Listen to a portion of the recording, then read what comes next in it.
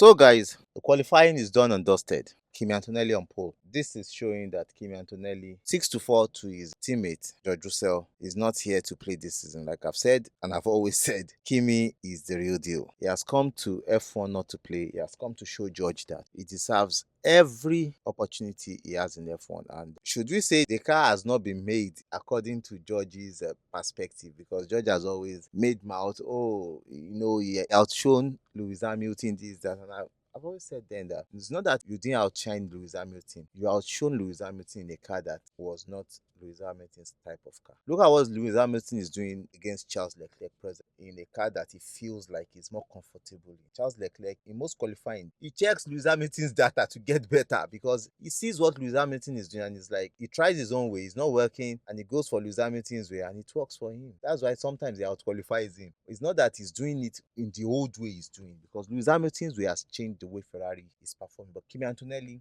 you cannot take it away from him. He is doing an astonishing job, an outstanding job, a great job recently. That guy is just not on form, not just in form, he is a formidable foe for everybody presently in F1. Take it or leave it, I can tell you that he's a formidable foe. And to see what he did in qualifying today, when you go faster, Kimi goes even faster. Max Verstappen was given a slipstream. He got a tow. He went faster, even with a slipstream. And you know what? Kimi Antonelli, without slipstream, went even faster. 3/10 faster, to tell him that, oh boy, see, I'm not here to joke. And I was looking at it yesterday. I said, these guys will go into the low 1 minute 44. And they went to low 1 minute 44 from 1 minute 47 yesterday. See, carving out 3 seconds in Formula 1 is no joke. It's no joke. 3 seconds is like a whole year of upgrades. And carving it out in just 2 days is astonishing. As 1 minute 44 seconds, 1/10 is crazy, is mad. As in, Kimi Antonelli went for it and he gone down for it to clinch the pole position. Though Lando Norris will be starting from 12th position, he has a 10-place grid penalty for changing some things. But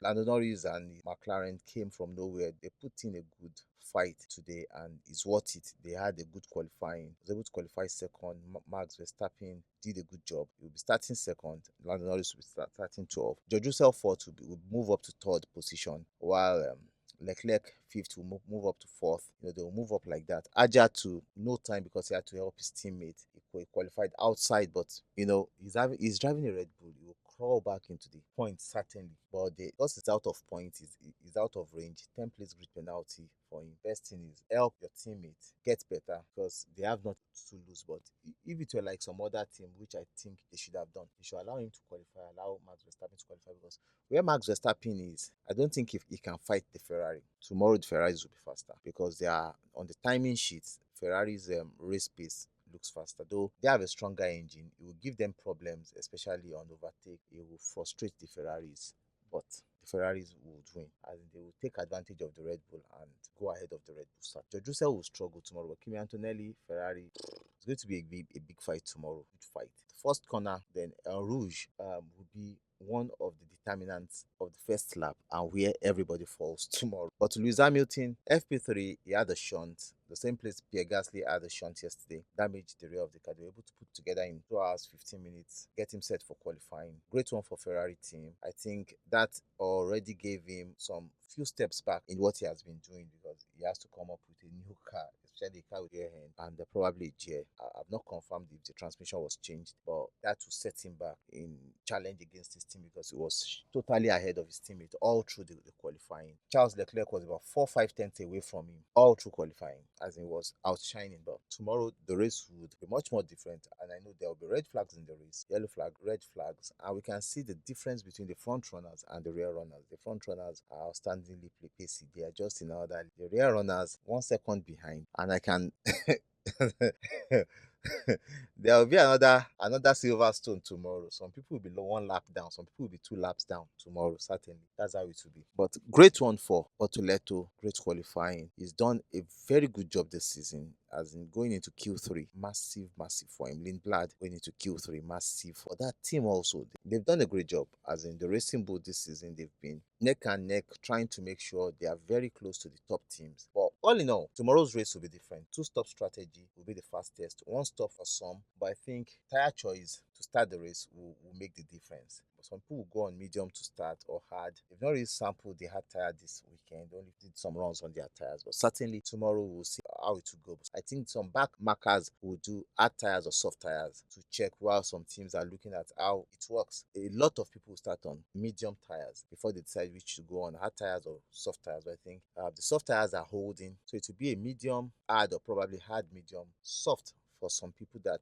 think they can go on two stop, which will be a fast strategy when you're going on soft tires towards the end of the race. Low fuel, you can do huge damage in the race. So I think that will also tell. All through the weekend, we've had great weather. Tomorrow we should have a very good weather. So let's see how that weather makes tomorrow, an interesting race. Though dry race in Belgium, perfect. Wet race, splendid. But we don't always want to see wet races, because sometimes the wet races can be a huge distraction or disadvantage or cost, But certainly it's going to be a very, very interesting one tomorrow. Let's see how these teams put themselves in the face of real competition and how they are able to do that. Will Ferrari be able to claw back into championship greatness like they did 2 weeks in Silverstone? They were able to come from behind the Mercedes to outshine the Mercedes. Will they be able to play this game tomorrow and outwit the Mercedes? Will the McLaren of Piastri be able to put up the challenge and Norris come back helping him? Or will the Mercedes help themselves or race against themselves and cause themselves more damage to their